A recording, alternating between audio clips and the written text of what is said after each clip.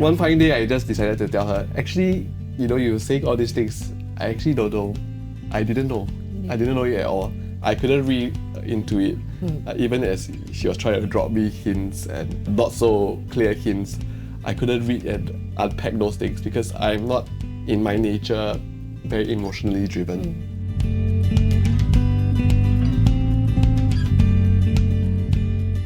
Hello and welcome to the Connect to Marriage podcast. I am Delia and I'm your host for this episode. In each episode of the Connect to podcast, we'll be tackling questions that couples ask about marriage, communication, conflict, and so much more. We hope you will keep tuning in to learn with us as you grow closer, deeper, and stronger in your marriage. Marriage serves as a powerful amplifier, highlighting both the strengths and weaknesses of individuals. During the dating phase, couples may observe certain irritating habits in their partners, silently hoping that they will improve or disappear after marriage.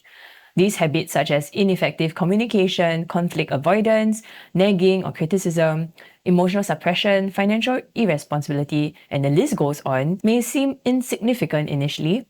However, when overlooked, they slowly chip away at the harmony and intimacy in the marriage, breeding discontent and resentment. In the previous episode, Justin and Joey shared some keen insights for couples to practice small habits that nurture love for a lifetime. And today we'll be deep diving into their story as they share how they gained awareness of certain habits which were negatively affecting their intimacy with each other and how they have chosen to address these issues. I will encourage you to listen to part 1 of this episode so that you can join us on board the second part of the conversation. Justin and Joey, welcome back to our Connect to podcast. Hello, thanks for having us. Yes, So glad thanks for having to us. continue this conversation with you. Justin, share with us what was the number one habit that Joey pointed out in you, which she desired to see change in. Well, actually, there's no bad habits. Nothing she was irritated by. Sure. Of course, that's not true, right? We get into arguments all the time. And I think one bad habit that she often points out is that I go into this problem-solving mode. I think maybe it's like a common male issue. Like, we want to solve the issue. Okay, let's bring it up, let's solve it. And so it's too natural, actually. And sometimes I like to begin by listing all the things that happened throughout the day, last week, and just bring up all the depth that relate to make my case in that topic. And so that's not great, actually, fun fact. So thankfully, Joey shared some insights to me and helped me realize that actually we need to start with empathy in a relationship. And it's not always about solutions. Now in our situations, instead of trying to dissect the problem, I'm trying to understand what her emotional state is. I try to listen to her, validate her point of view, and I need to acknowledge how she's feeling. And when I do that, then I remember that we are on the same team and we are not trying to fight with each other as the idea will go along. Joey, any response to what Justin has just shared? Very well said. Yeah, I think definitely we have been dating for quite a long period of time. So we had the benefit of that to really already see some of these problem areas. Because I think sometimes it comes up a bit later after longer interaction time. So thankfully we had the benefit of that to really be very clear what that challenge is going to be entering marriage. And this definitely was something that always comes up. There's also got to be like a bit of a managing of expectations. I can't expect him to suddenly become a completely different person, so empathetic, like, oh, Joey, are you okay? And stuff like that. Definitely, that would be weird if he ever does that. But to just be very clear that I'm going to give him some space as well and that he is trying. So there is a bit of meeting in the middle as well. Because sometimes maybe there really is a problem to be solved and I can't be expecting him to just look away from it. And how about you, Justin? Like when you're interacting with Joey, were there certain things that came up in the course of your 5 years marriage that you all needed to talk through? Beyond the 5 years marriage, we've known each other since we were 13. So that's almost like 18 years together. And that definitely, a lot of things comes up in that process. I think one thing that, as Joey rightfully pointed out, sometimes there's an expectation that we know how to engage emotionally with our partners. I think she expects me to read her mind. And like, don't you know this is how I'm feeling? In the back of my head, it's like, I don't know actually. And one fine day, I just decided to tell her, actually, you saying all these things, I actually don't know. I didn't know. I didn't know it at all. I couldn't read into it, even as she was trying to drop me hints and not so clear hints. I couldn't read and unpack those things because I'm not, in my nature, very emotionally driven. It's interesting, right? Because the longer you are together, then there's like the expectation builds up. It's like, hey, you've known me for so long. How could you not know that this is how I always respond in a certain situation?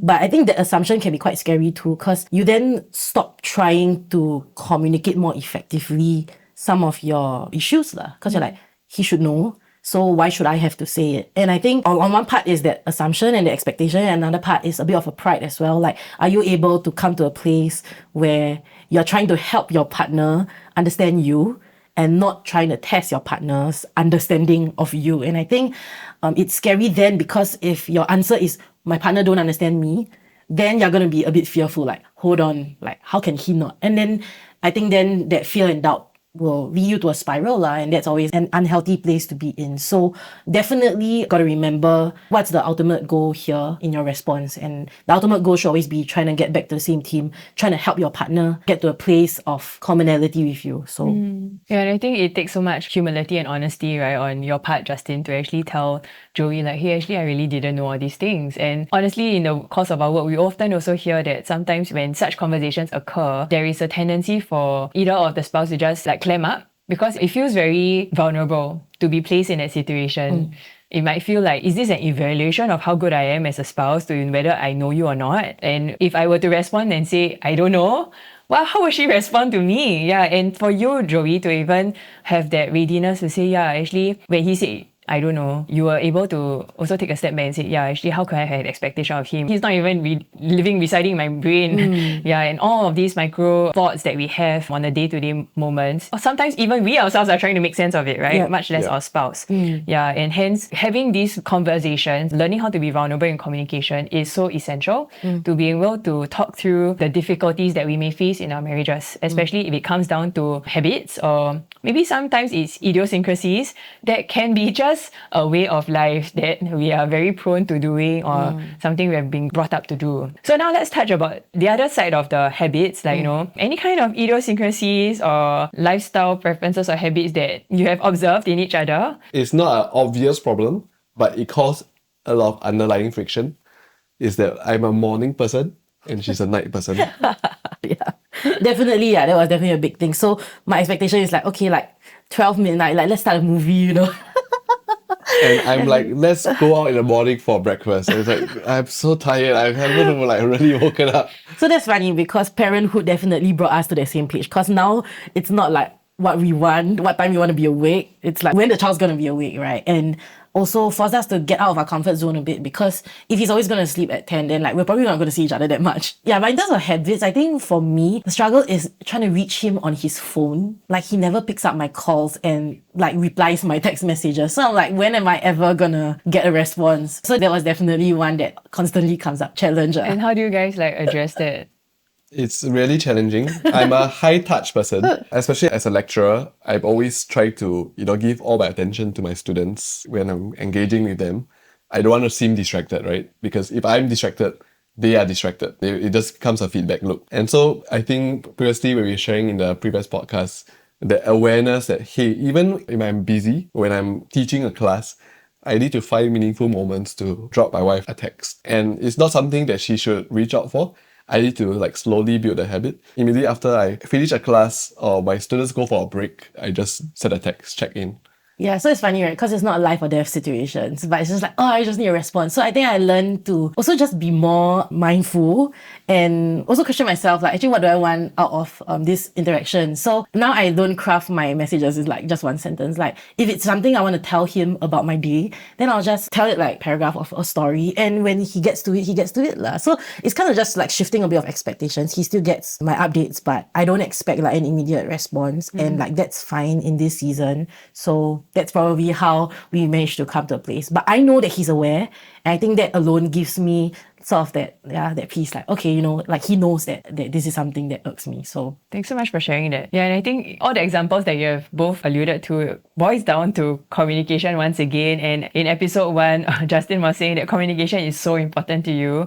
And I could tell that for you, communication, not just through text, but actually face-to-face interaction is very key. Yet at the same time, through the life stages or seasons of marriage, sometimes that face-to-face interaction or communication, opportunities for that is really limited. Being able to having the physical capacity, just a awakeness, right, to and alertness to be able to connect is also quite limited, right? So I wonder if you can actually share some tips or encouragement to fellow couples who might be also facing those situations, having limited face-to-face time with one another.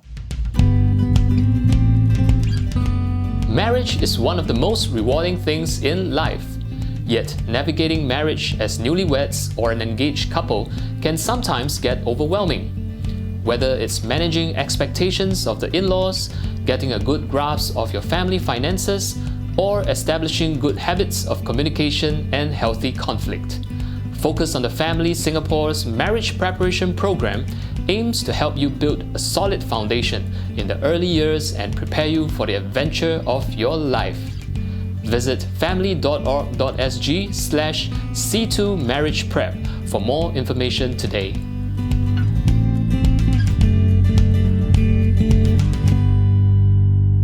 When you are in an argument or trying to resolve a conflict, I think it's so important to practice active listening. It's so important to not just hear what the person is saying and try to respond to that, but give that person that attention, as I was mentioning just now. So giving her the more attention than by students in a sense.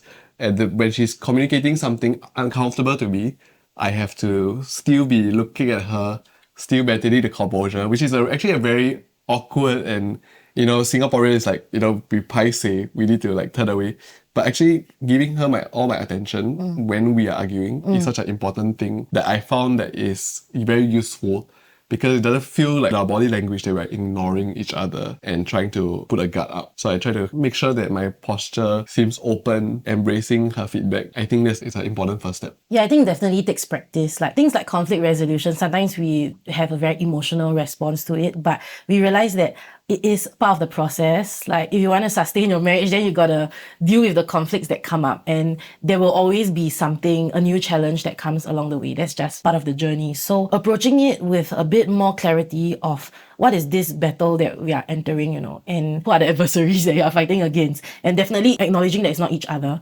That is a very important, I think, first step. And then the second step would be to really practice some good habits in that conflict management. So as much as possible to hear the other person out first and not just be thinking of like, okay, what's your next response? Okay, you said this, right? I also have something I can pull out from somewhere. Yeah, I mean, the longer you are together, the more you can pull out. So like, that's definitely not the way to go.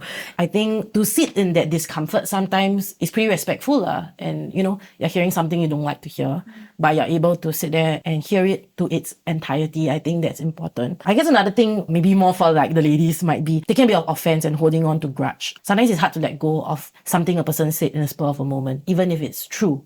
The way it's being said, we might still hold on to it before, like months later, we are still thinking about it. And I think it takes a lot of practice to let it go and to close a chapter and to not take offense when it's not necessary, to be honest. Yeah, I think in a marriage, it's a safe space for us to forgive quickly and to realize that we are still in it together at the end of the day. And I think one last thing is really, we need to learn more about each other in this process as well. Because if you come out from a conflict and all you got was that conflict is over, then it would have been a very wasted opportunity for growth, even as a couple. So every conflict is actually also an opportunity to grow as a couple.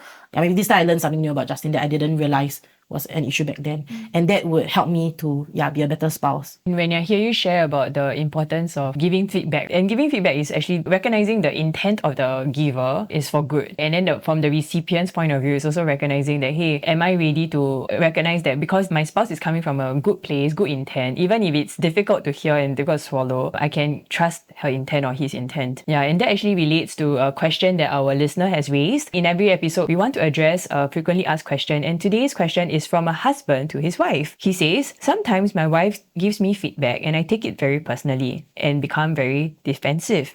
She explains that she's not stating a fault in me, but something she hopes I will be aware of next time and improve. I find it difficult to not perceive her remarks as threats and attacks on my character.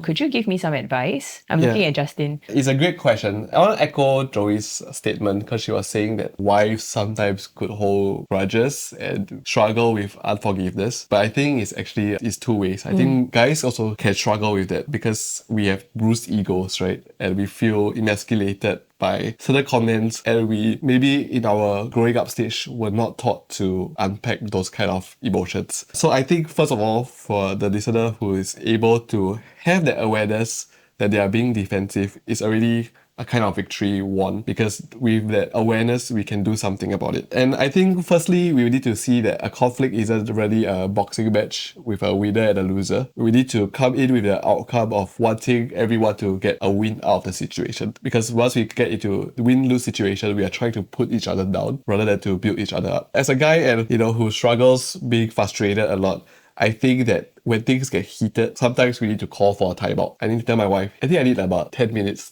just to be alone and digest what you said. Because I don't have the ability to immediately process my feelings and how she's feeling about my feelings. So I need to take a step back, decompress, and actually regulate my emotions so that it doesn't escalate and build up. Especially as parents, we also need to model that kind of good habits to our children. And so in those situations when I am decompressing and taking a time out, I can then reframe and get my head together and realize that Joey's coming from a place of love. She's not trying to hurt me. And then when I step back and I see again, I'm like, okay, actually, I want us to be happy. I want us to get better after this conflict. And sometimes it's really difficult to maintain that composure. I think it's important to not be afraid to say that I need a bit of space, but not space to go play games or, a space to get distracted, but a space to internally journal down what your partner is trying to tell you. How about you, Joey? I mean, when you observe this happening, what Justin has described was probably something that was acquired over time as well.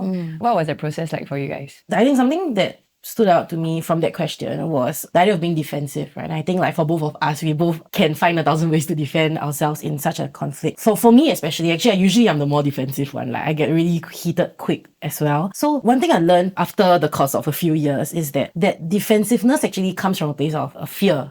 You're afraid that what if I actually don't change and get better, then is my spouse still going to want to be with me, or is he going to like me less if I do this again? I mean, this kind of narrative that we tell ourselves is what leads us to become more and more defensive. The question that we're really asking ourselves is, will that person still love me if I continue to fall short in these areas? So a good habit is also that during the conflict and after that, we always come and say that, okay, after all that has been said, whatever might happen and whatever happens in the next few days or months, that's fine. But at least for today, we have come to a place of reconciliation and we believe that we still love each other and whatever we say is from a place of love. And that reaffirmation and repairing needs to happen on the spot as well. And that gives that confidence in that marriage, and that the conversation is not just one that leads us to more negative thoughts. And I think when we come to our own defense, that's usually the reason. And if we are able to unpack that ourselves first, then we might find ourselves becoming less and less defensive in such times. Yeah, I mean, Joey studied mass communication in poly, so she's really good at speaking. And I was part of the debate team, and I had distinction in communicating design arguments back in poly. So we are really good at arguing. I kind of underscore the fact of how we can really pull out a lot of things to say to each other. Yeah. So I think it's also really important to know when to pull back and stop talking. Stop saying things that, you might regret saying afterwards. Instead of trying to say your point of view and win a battle, as I was mentioning, what we should do and try to do is acknowledge the person's point of view.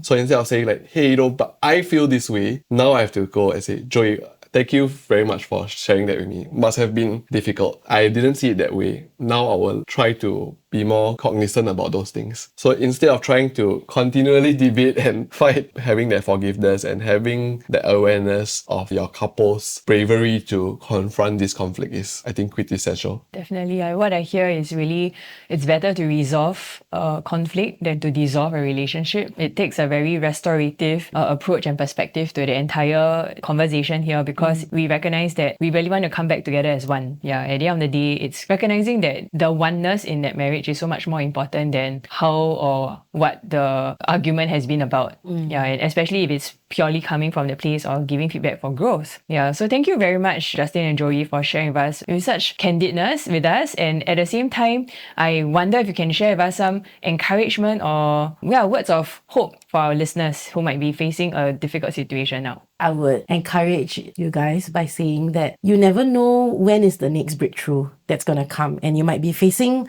a roadblock right now, and it just looks like you've tried many different ways. You never know whether the next conversation is going to be where your breakthrough is going to come. So I would say don't give up and just keep working at it, because eventually a new season will come. And if you recognize that the season you are in is a tough one, then you'll be able to recognize the new season when you enter it. I think for me, it's about being aware that other people are going through the same journey as you. When I hear my friends arguing with their wives about what kitchen tiles is going into their BTOs, how they are struggling with similar things with their children and getting into conflict because of those things, I realize that, what I'm having is not unique. And if it's not unique, then it's something that we can go through together. And so when we have that perspective that it is not a special problem and my wife is not a special demon in my life, we can start to build something great together. Wow, that's really good, encouraging. Yeah, and in each podcast, we end off with a couple challenge for couples to do and share with one another. And if you're listening to this episode with your spouse, we welcome you to take on this couple challenge. Reflect on a past conflict in your marriage where you and your spouse often clashed and stepped on each other's toes, but can now laugh about it together. By finding humor in what was once a source of tension, your mutual growth and maturity strengthens the bond in your marriage.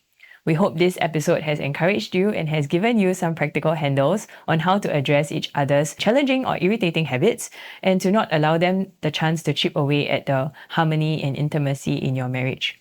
We hope that by now you have already subscribed to our Connect 2 podcast and also follow us on Facebook and Instagram. Please also share this with a friend who would benefit from it, just as how Justin has shared that truly there is no unique challenges that a marriage would face, and we hope that by listening to these reflections by our couples, it will really bring some light and encouragement to the journey that you're walking through. And if you're looking out for more resources to grow your relationships, do visit our website at www.family.org.sg and also check out our upcoming marriage events.